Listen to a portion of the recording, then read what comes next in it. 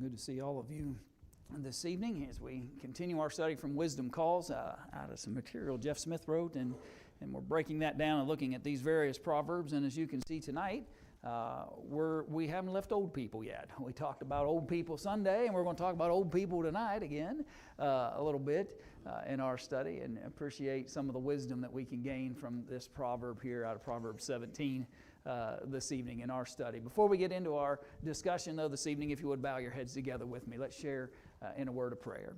Our Father in heaven, thank you for the benefit of gathering together and worshiping you tonight and to study from your word. Again, as we examine the wisdom from the Proverbs, we pray that you would give us a heart receptive to your message, encourage us to make application and to learn these lessons, and to encourage others as well to appreciate the great knowledge and wisdom that you impart to us through your word. Strengthen us in our endeavors to worship and honor you, and we pray these things through thy Son's name. Amen. So, we're talking about grandchildren and great-grandchildren. We're talking about the fact that we can leave a what? Really is about the conversation. A legacy, right? We can leave a legacy. And the works and purposes that we fulfill today can have long-lasting implications. It was interesting. I'll give you an example of that, and it's not exact, but it's parallel. I was in a meeting. Wow, it seems like forever ago now, but it was talking with in a group of preachers in a conversation about writing and writing basically religious materials and things of that sort. And somebody asked one of the older preachers that was there, they asked the question, why do you write so much?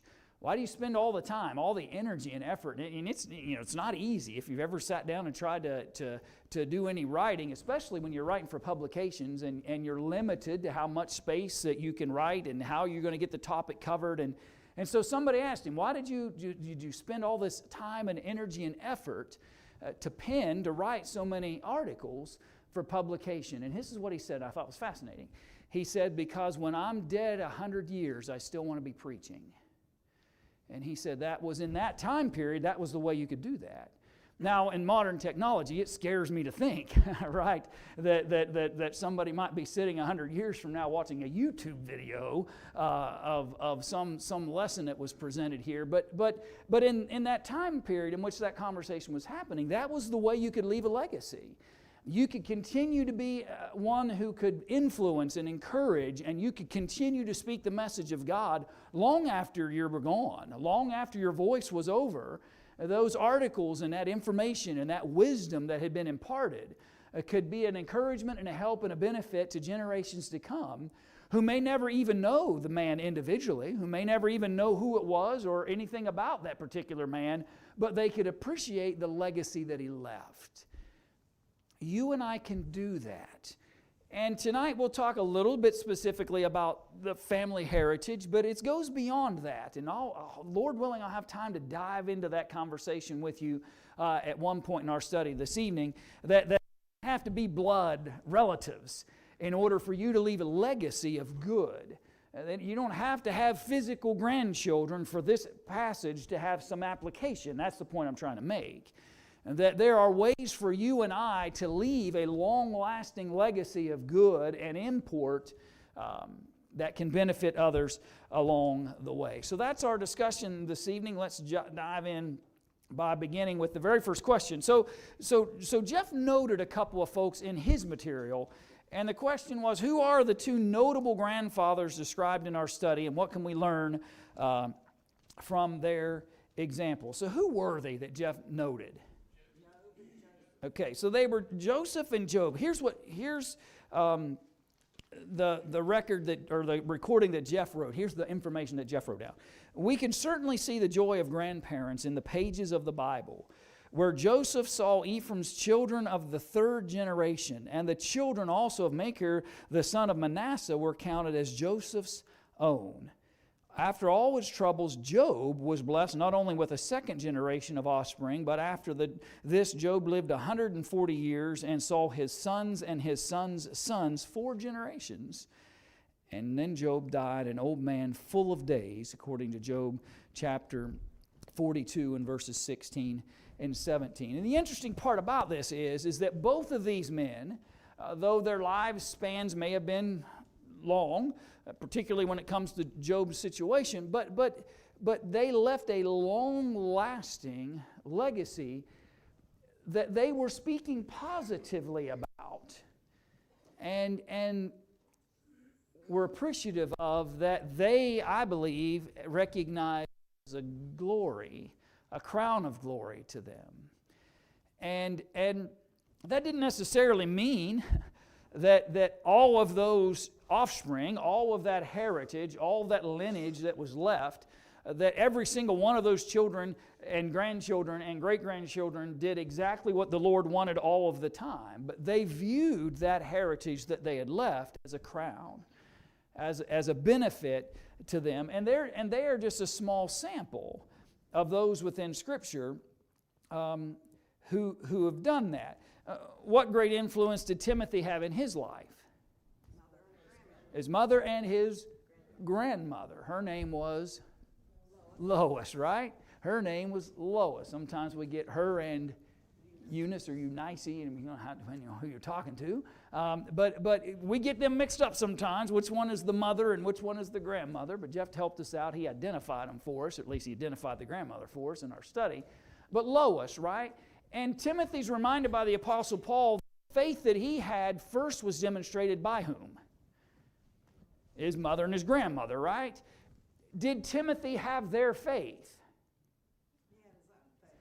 Right. I think that's an important part of this conversation that I want to pause and make sure we recognize.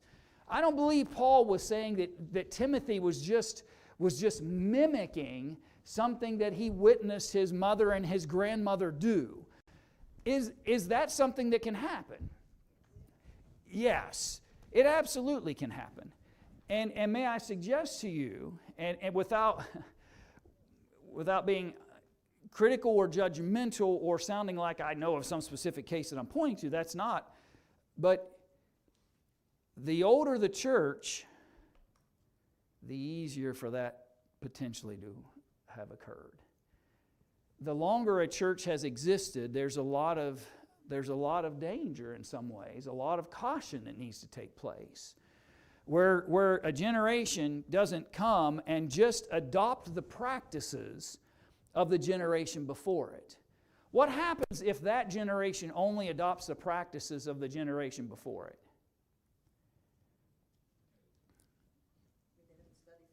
Okay, well, all right, so if you don't understand the whys and the hows and why, what biblical narrative, what happens to the next generation? Yeah. The disinterest can kick in. I could demonstrate to you, and I think I may have preached a lesson some years ago about generational drifting. And you can go into the Scriptures and you can get to the third generation and just watch the path of drifting away from God happen. That you can look at the first generation that were really faithful, and then maybe the next were faithful because they didn't want to let down the prior generation, right? They didn't want to dishonor the work and the legacy and the things that were important to the generation before them, but they didn't build any faith of their own. They didn't build any conviction of their own. And so by the next generation, they don't have nearly the interest in spiritual things because it was just about a pattern. It was just about a practice. It was just about doing and mimicking what I had witnessed and seen. And so it's important for us to avoid that. Tonight in our discussion, let's make sure we grasp that principle. We're not asking a generation that's coming after us to just simply puppet or mimic what we've done. What we're hoping for is that they'll learn from our faith and our convictions and build their own faith and convictions. I think that's what Timothy had done. He learned from his mother, one generation before him. He learned from his grandmother, 2 generations before him. And then he took those things and those examples and the things that he appreciated from them, and he built his own faith and his own convictions so that he could then go out and serve the Lord honorably. And I wouldn't have to, it wouldn't take me long, would it? If we just kind of thought about it historically, even even right here, right? Even right here. It wouldn't take us long to illustrate historically how that can occur. And we've got to be cautious. But just because the generation behind me may or may not build their own faith and convictions and put their trust in Jehovah as they should that stop me from being the kind of influence I need to be? No. I've still got to be like Lois, right? I still have to be this example unto the next generation and be very prayerful and hopeful that they will learn about their Creator, that they'll learn about the testimony of God's Word, and they'll want to do it. They'll want to live by it. Because if it's just a matter of mimicking, then that's not going to be of any great help long term for anybody. Not for them, nor the generation to follow them. Thoughts or questions you may have about that? In every church. Yeah. I look at before the Church of God burned down. I was a deacon. We used to do the count every Sunday, and I did it for almost 30 years. We used to have 200 easy on a Sunday. By the time it almost burnt down, we were lucky to have 50. Yeah. Grandparents were gone, great-grandparents were gone, kids were busy doing this, doing that, and it just... Yeah. And it is evidenced, and you can see it almost anywhere you go, right, Doug? Where you can see that slow decline that has happened generationally. And I think sometimes there may be lessons to be learned from mistakes made. Don't misunderstand that. I think if we make mistakes, I think we've got to learn from those mistakes and do better. But I don't know that necessarily trying to affix blame is necessarily helpful either. What I think we just need to do is maybe step back into the important role of being what God wants me to be, so that at least, at minimum, they'll have an example by which they can turn to and look like a Lois and say, okay, if I'm willing to develop the kind of conviction and faith and grow the church organically, if we're allowed to use that word, in that fashion, because I think we for whatever the reasons might be, we tend to lose generations over time.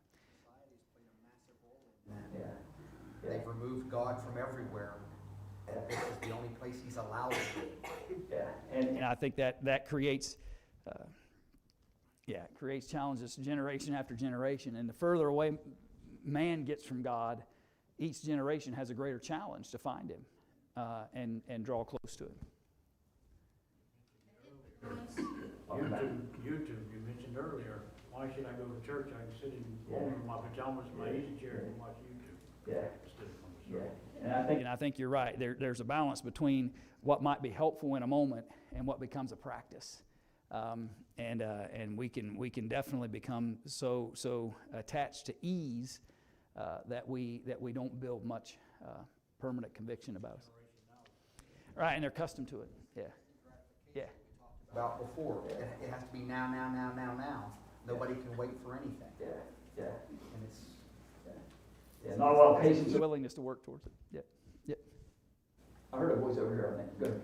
That influence, we think of maybe we influence our children and our grandchildren, but then when you look at the generational influence and what that could do for the church in numbers, it just grows and grows if it's what it should be. Because you're hoping that it doesn't just influence them, you're hoping then they influence their generation and so on. And the important part about that is obviously we want to see as many people as possible, right? But the important part about that is it isn't about just filling pews. It's about souls, and it's about people building saving relationship with the Creator. And we could talk about that for hours and hours, right? About how what has happened, back to that instant gratification about, it's got to be about me, And those concepts have at times persuaded people away from the simplistic worship and desire of the Lord. And they want more than what God has offered. And slowly the generations deteriorate. It's always, it can be kind of alarming, but you just got to work through it, right? There's things that happen. I've often thought about the fact that how many of the biblical churches that were referenced in the Bible are still in existence today? There's a study for you. How many people think, like, I feel like I feel guilty. If I'm not filling my seat, I feel like I'm not just letting God down, I'm letting all the other Christians and fellow brothers and sisters down. Sure. And I think there is some accountability that we can in this process. Exactly, absolutely. Now I think that's an understood principle, but you're right. I think we need to feel that. Not just coming for ourselves. That's right. I mean, we have to make our own commitments, but we are here helping each other. Right, and it's more. It's bigger than just me. It's more important than just me.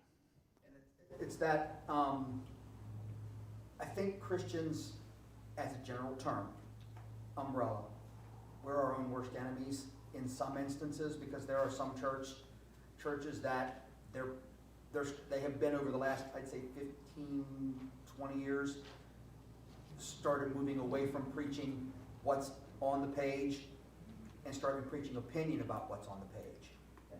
And some of the younger generation aren't done. And they're like, wait a minute, that doesn't sound kosher anymore. Yeah. Let's go find something that makes us feel better, because this doesn't seem right. Yeah, I agree with you, Doug. I think we have reached a point, and somebody could, historically, maybe somebody can make an argument, but I'm just, my observation, that we are at a time, there were probably prior generations in America where they didn't call anything into question, right? Their parents told them this is the way it was, and that's the way it was. And their parents told them, you go to church on Sunday, and they went to church on Sunday. And for a few generations, it worked. But we are probably in a stage now where we're inside of generations that ask a ton more questions, who will call you out on hypocrisies. But the problem is that what happens seemingly is that they don't just call you out on it, but they just abandon it. They abandon it all, and they say because of you, and they forget that there's a creator that we're really responsible to here, and that's the hard disconnect sometimes that you have to work through. Sort of the apostasy type feeling, Yeah. the falling away. Yeah, absolutely. Good. Sorry. I was just thinking about when Abraham was going to offer Isaac, and he asked, or his son, yeah. And he's like, but where's the sacrifice? Yeah. So he did ask.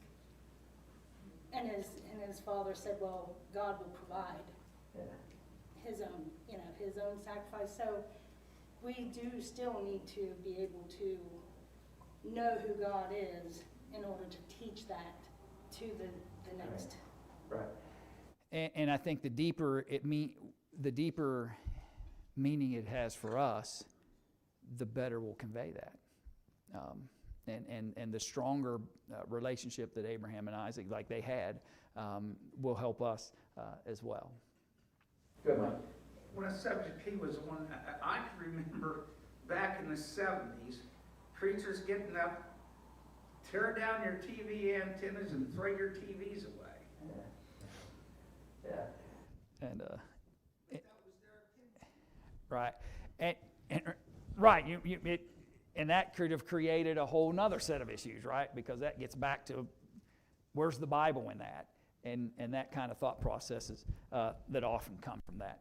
But generational, I'll promise I'll do this. I'll reel back in.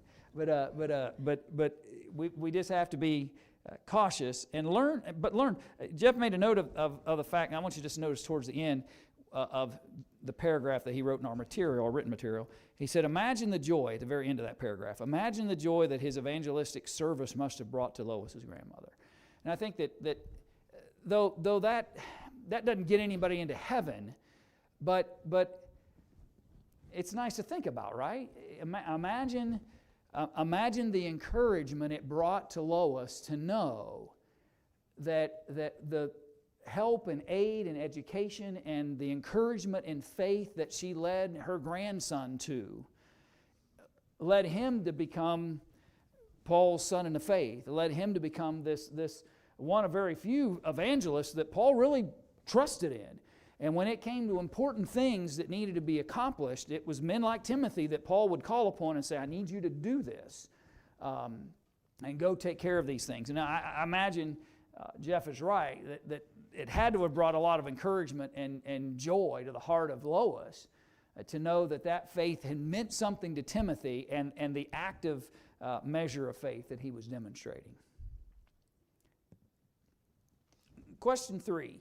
What beautiful thought is shared with Naomi in Ruth 4, verse 15? And though unconventional, Naomi was still part of what plan? Beautiful thought that Naomi loves the grandmother, even though there was no blood there. That's right.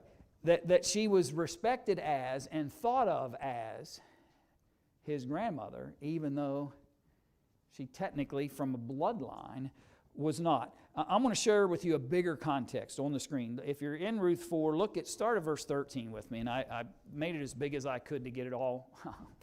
Maybe it'll come. Keep coming. Maybe it will or it won't. But anyway, so Boaz took Ruth, and she was his wife. And when he went in unto her, the Lord gave her conception, and she bare a son. And the women said unto Naomi, Blessed be the Lord, which hath not left thee this day without a kinsman. And interesting. Ruth is not her daughter. Ruth was initially her daughter-in-law. Naomi's son had died, right? All of her sons had died, or the two of them, I should say. And she returns back home. Ruth comes back with her. This isn't a blood, but yet that's the way they speak to you. The Lord has blessed you, speaking to Naomi, with a kinsman, that his name may be famous in Israel. He shall be unto thee a restorer of thy life, and a nourisher of thine own old age. For thy daughter-in-law, which loveth thee, which is better to thee than 7 sons, hath borne him. And Naomi took the child, and laid it in her bosom, and became nurse unto it. And the women, her neighbors, gave it a name, saying, There is a son born to Naomi, and they called his name Obed. He is the father of Jesse, who was the father of David. It's interesting, right?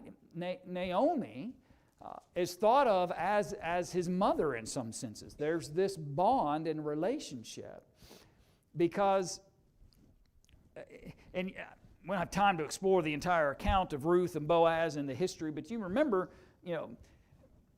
Ruth could have gone to a couple of different individuals that were part of the family, the way their marriage structures worked. And if you remember, Boaz basically says, but if you take her, you're going to have to take all the responsibilities with that as well. You're going to have to split up your inheritance with more people. And the rest of the elders there along the gate thought, I don't know about that. And so Boaz ends up, subtly finding his way to receive Ruth as his wife, which is what he wanted. And here a child is born. Obed, meaning servant, by the way, if I recall my studies in relationship to what his name meant. And here's this beautiful story. And here's the part and why I asked it this way back in the question. It's unconventional, right? Is it possible for you to be grandmother to somebody unconventionally? Yeah. I thought that was an important road that you and I should at least talk about for a few minutes tonight in this discussion. You don't have to be a child's biological connectivity in order to be of value and importance and an influence upon children and young adults, for that matter. I think that there's a lot of people who have great influence and entreat and care for others as if they were their own children. And we can have an impact that way.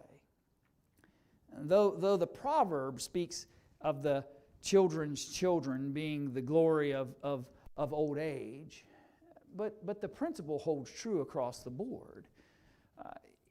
If you can celebrate in the successes and the faith in children that you've had an opportunity to encourage and to influence and to help over the years, then you should benefit that. You all, if you've heard me, almost said if you've heard me preach funerals, there's not a person, really probably maybe but a handful of new folks that have not heard me preach a funeral at some point or another in the hundreds and hundreds over the years. But if you've heard me at times, I'm sure share with you the copy of the New American Standard that I carry with me sometimes when I do funerals that I got from Bertie Mae Farley when I was 7 years old, 47 years ago.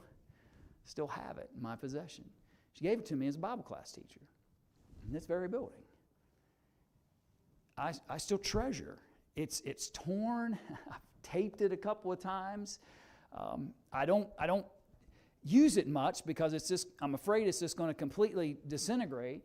And someday I plan to pass that on and share that story in hopes that one of my children will then pass that on and share that story, and one of their children, Lord willing, maybe you'll pass that on and share that story. And a Bible class teacher here in this building, generations later, may still be having an influence and an impact upon generations to come. That's what I'm talking about. That's the kind of thing that you and I can do. It doesn't have to be your own child, just somebody you spend some time with, somebody that you encourage, somebody that you invite to consider God's purposes for them.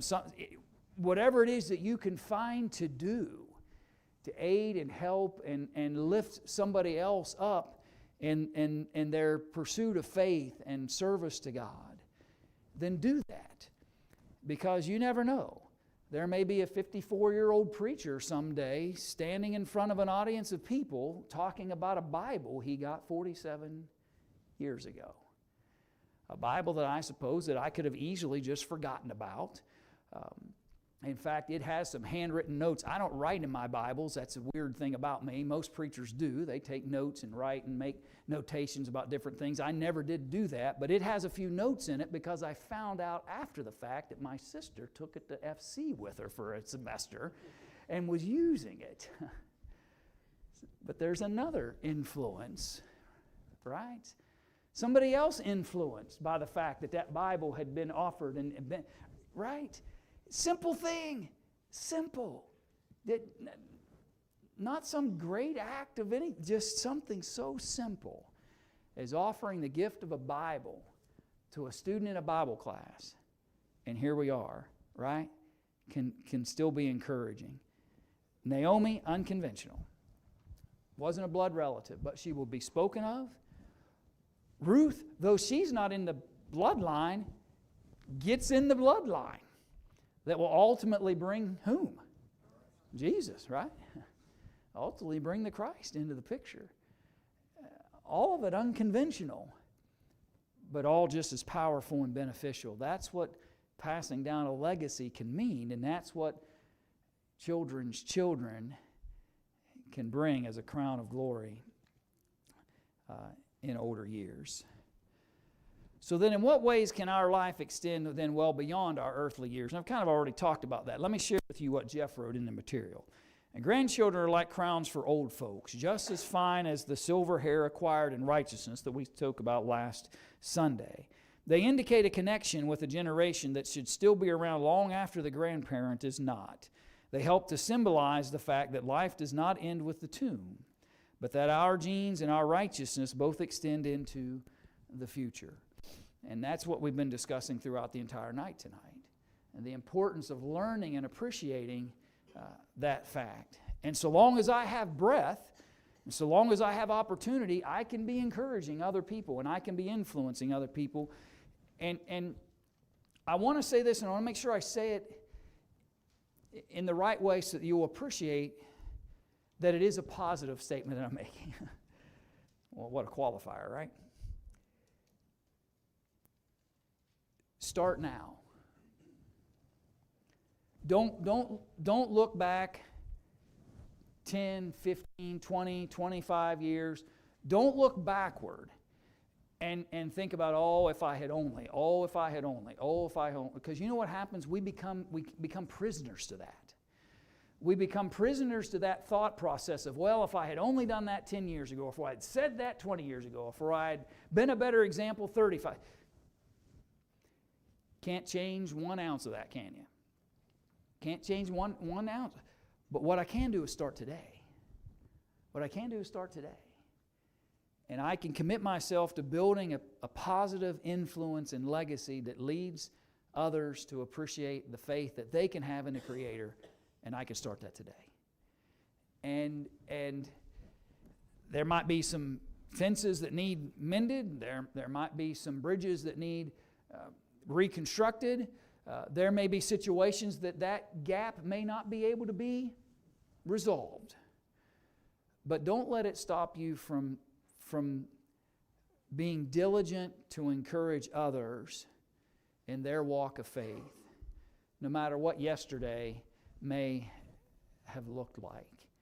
And I think that's an important fact. Think about it. Let's go to Naomi for a minute. Just use her for an example. That's the biblical narrative we've been looking at. What did Naomi want Ruth and, was it Orpah, right? Orpah, am I saying that right? What did she want them both to do? Go back to Moab, right? Go back, because you're not going to be able to find any husband. I'm too old to bear. If you're going to wait for the next son, I'm not giving, I'm not going to have any more sons. That you are you really going to wait around for? You remember we studied that a few weeks ago. Naomi could look back and go, wow, what if Ruth had? What if Ruth had listened to me? What if Ruth had followed my bad advice and the wrong thought that I shared? What if Ruth had, right? We could play that, go down that road all day long. But it doesn't fix or help or benefit anything. Just focus on what I can do today and what I can start doing moving forward to build the kind of heritage and legacy of life, of faith that may have an opportunity to encourage others.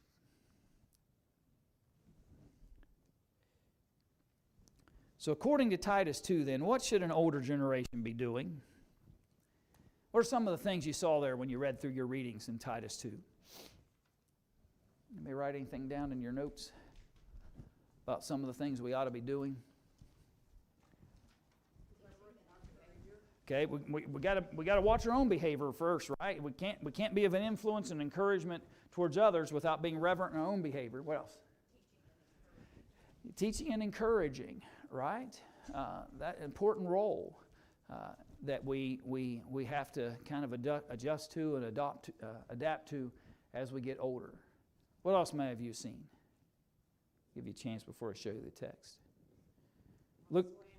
Okay, and right, that's all part of that character building that we're speaking of. Just notice with me verses 1 through 5 of Titus chapter 2.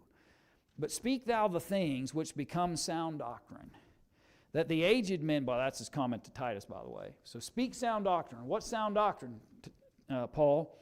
Well, that the aged men be sober, grave, temperate, sound in faith, in charity and in patience. If they're not going to be sound in those things, then how can they expect the next generation to be, right? If they don't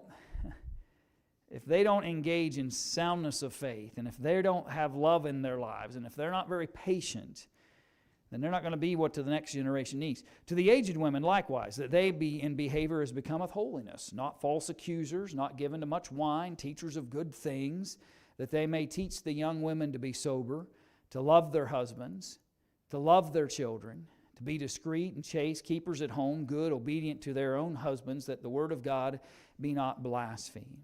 You know, it's interesting, and you've heard me probably say this before when we talk about the family out of this text, but it's interesting, he tells these older women to teach the younger women to do what? To love their husbands and to love their. I thought that was just a natural, instinctive thing. Not necessarily. And not in all aspects.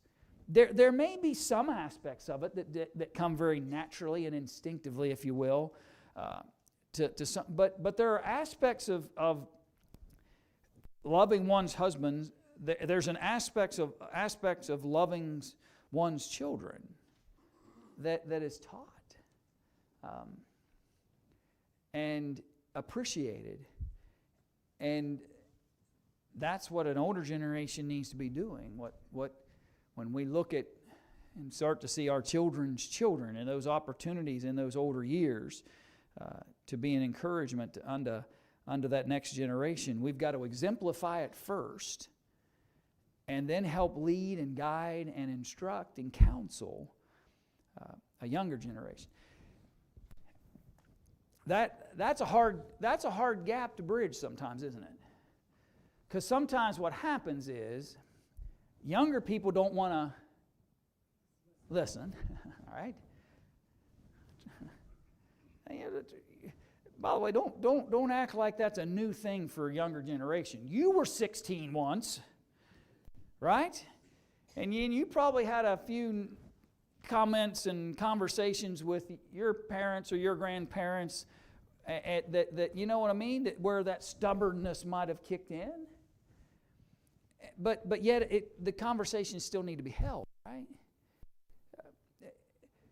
Younger people, we can encourage them on one side of this situation to listen, to appreciate the wisdom that's being shared. And on the other side of that, then you tell the older generation, listen, you're going to have to be patient and remember what it was like to be 16 once. And remember what it was like to feel like you were being told rather than taught. Remember what it felt like when it felt like you were being forced rather than led. And that's the balance, right?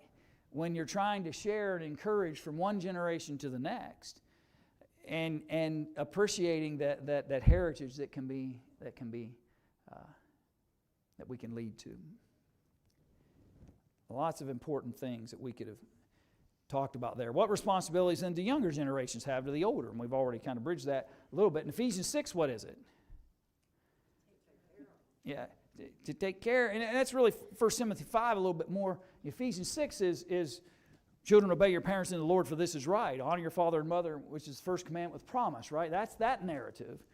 But 1 Timothy 5 is that narrative where he talks about the importance of caring for those who are part of the next generation. Notice verse 1 of 1 Timothy 5. Rebuke not an elder, but entreat him as a father, and the younger men as brethren, the elder women as mothers, the younger as sisters, with all purity. Honor widows that are widows indeed. But if any widow have children or nephews, let them learn first to show piety at home, and to requite their parents, for that is good and acceptable before God. As we get older, who else gets older? So long as they're living.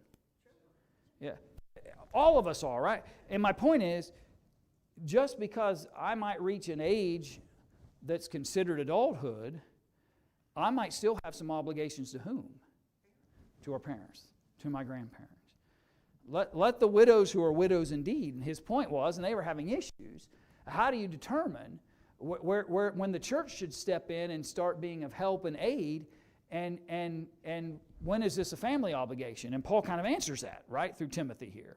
And he says, well, listen, if they have family who's able to take care of them, then let them show piety at home. That presents its own challenges, right? Don't ever resent that older generation as they're They go from provider to self-sustaining to needful. Because it can happen, right? Every generation, the older it gets, it's possible that they may reach stages where there may be a period of time in my life where that older generation doesn't need as much from me, but there may come a time where they need more from me. And I have a responsibility in relationship to that. And if I have helped encourage that younger generation to be selfless, in order for them to be selfless in a lot of ways, they need to see that selflessness in whom? In me. They see it in me.